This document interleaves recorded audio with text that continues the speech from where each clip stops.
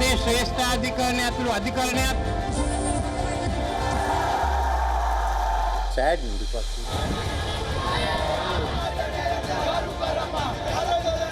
ලැබී ඇති ඡන්ද සංඛ්‍යාව 130. Are you more like a CEO appointed by the Rajapaksas? I'm not a CEO.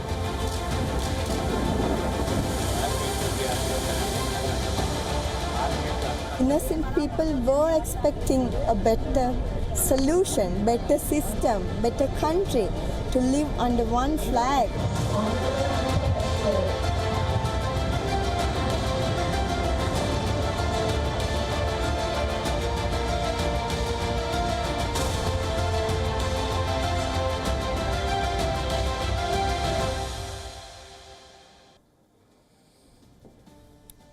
Sri Lanka has a new president.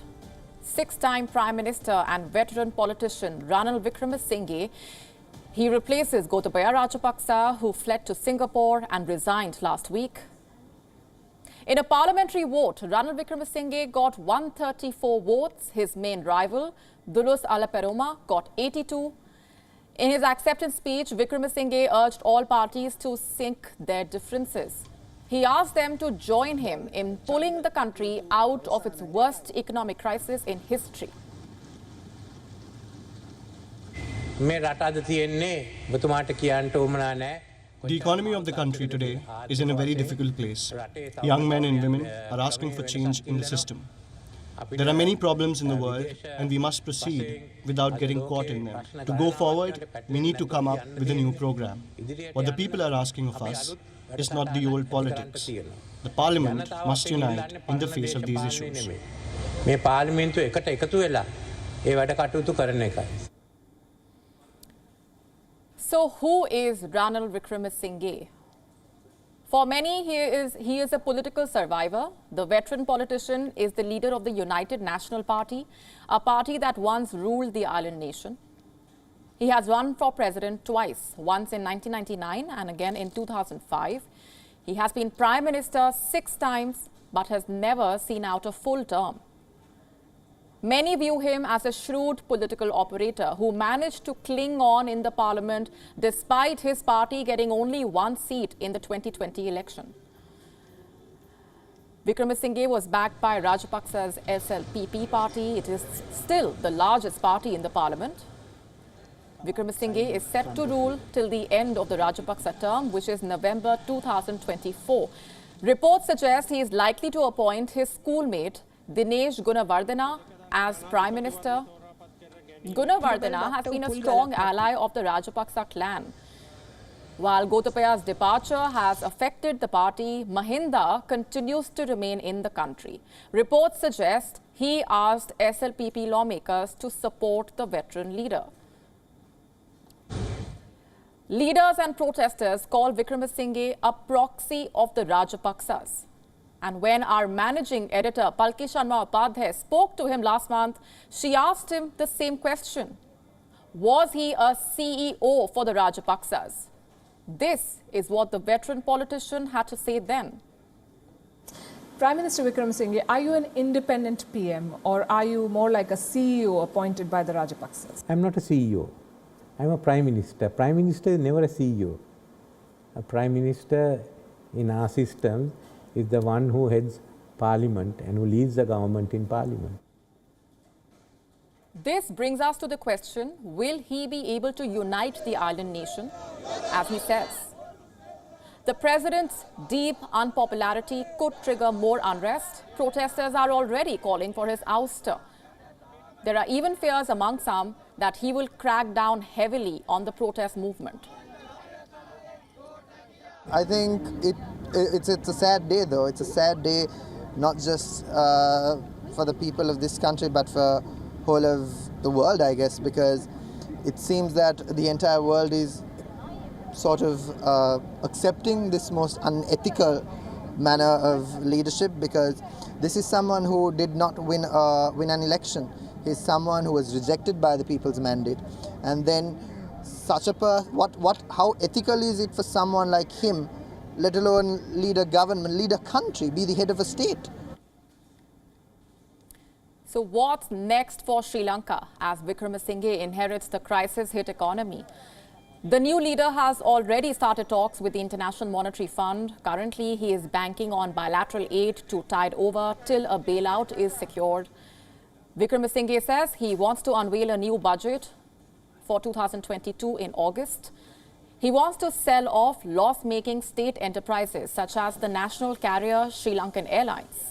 The airline has already accumulated debts of more than $2 billion. Currently, his immediate challenges include sourcing fuel supplies and managing public sentiment.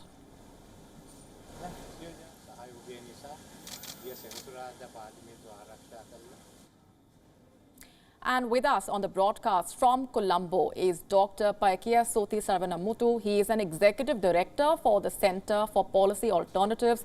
Thanks very much for being here on the broadcast with us.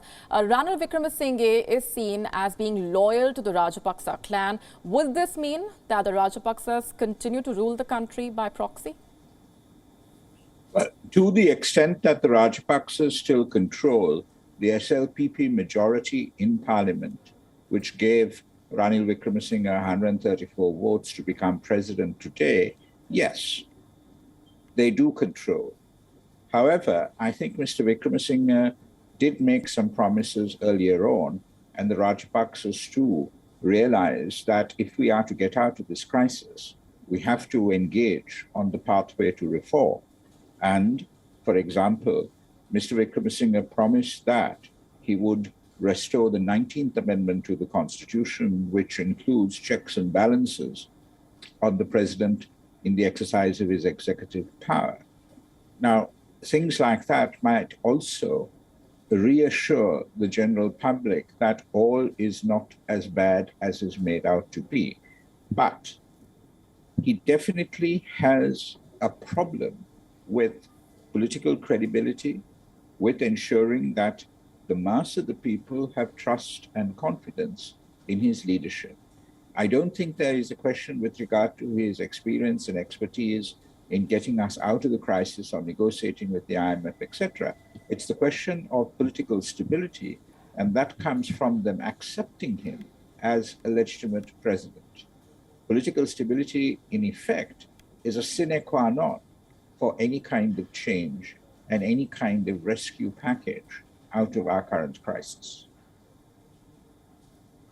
Right. Wickremesinghe has an uphill task before him. He has to get the Lankan economy back on track. What should his immediate steps be, and how do you assess his ability to give the country the financial stability that it is craving right now? Well, when he was Prime Minister and then acting President, the negotiations with the IMF had commenced, and we roughly know what that package will have to be like. It'll involve cutting of the public sector, getting rid of the state-owned enterprises which are making tremendous losses on a daily basis, like you mentioned, Sri Lankan Airlines, raising taxes, cutting the military spending, which has now eclipsed the spending on health and education. So all of those things will have to be done, but the people will have to be carried along with the government that does this, or else there will be, again, political instability.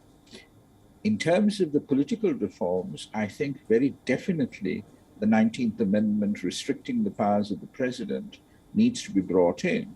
And what I would really like to see is the legislation for the abolition of the executive president also be put in train. In addition to that, I think he also needs to give us a timetable of when we will move to elections, rather than have to wait for the 2.5 odd years for the next presidential and general elections.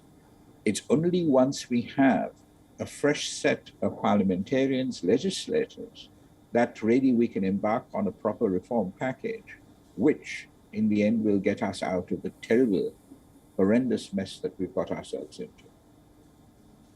We're leaving it there for the moment. Thanks very much for joining us here on the broadcast and sharing those perspectives. Thank you.